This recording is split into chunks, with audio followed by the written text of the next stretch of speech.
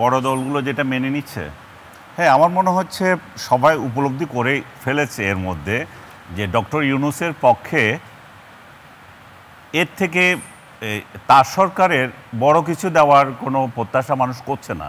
কারণ গত এক বছরে যে পরিস্থিতিতে রাষ্ট্রে বিরাজ করছে তাতে করে সবাই আল্লাহ আল্লাহ করছে যে কখন উনি বিদায় নেবেন।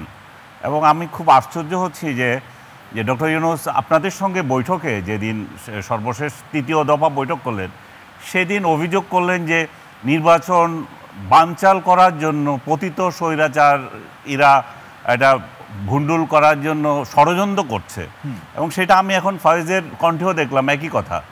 পতিত স্বৈরাচারের কি কারণে এইটা ভুন্ডুল করার চেষ্টা করবে? আমার ভাই রাজ্জাকিও বলেছেন তারা আওয়ামী লীগ তো চায় যত তাড়াতাড়ি যাক ডক্টর ইউনূস, তারা বেঁচে যায়। তারা তো প্রতিদিন বলছে হটাও ইউনূস বাঁচাও বাংলাদেশ। সো যারা হটাও ইউনূস বাঁচাও বাংলাদেশ করে তো হটাবে কি করে নির্বাচন যদি না হয়?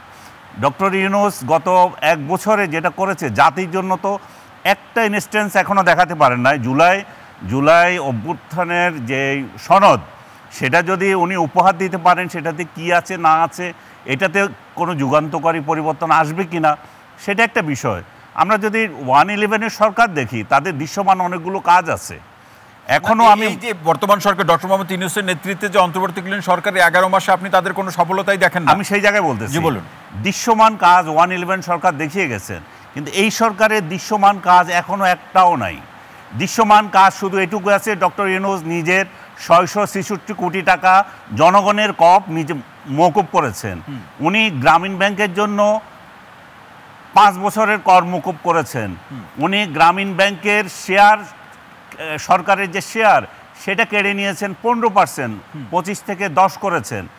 সব কিছু উন্নয়ন যা দেখছি, গ্রামীণ ফোনের জন্য বিশেষ সুবিধা দেওয়া, গ্রামীণ ইয়ে করা, ম্যান পাওয়ার ব্যবসা করা, গ্রামীণ বিশ্ববিদ্যালয় দেওয়া, এগুলো খুবই দৃশ্যমান। না তাহলে সরকার নির্বাচন এবং রাজনৈতিক সংস্কার বা রাষ্ট্রের প্রাতিষ্ঠানিক সংস্কারের প্রশ্নে যে সংস্কার কমিশন এবং যে উদ্যোগ বা আলোচনাগুলো করছে সেগুলো কি আপনি মনে করছেন লোক দেখানো?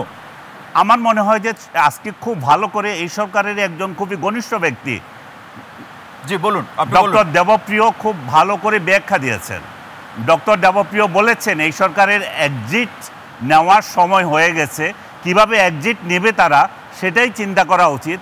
তার কামড় যতটুকু দেওয়ার সে তার থেকে বড় কামড় দিয়ে বসে আছে, তাতে করে তার কিছুই হচ্ছে না।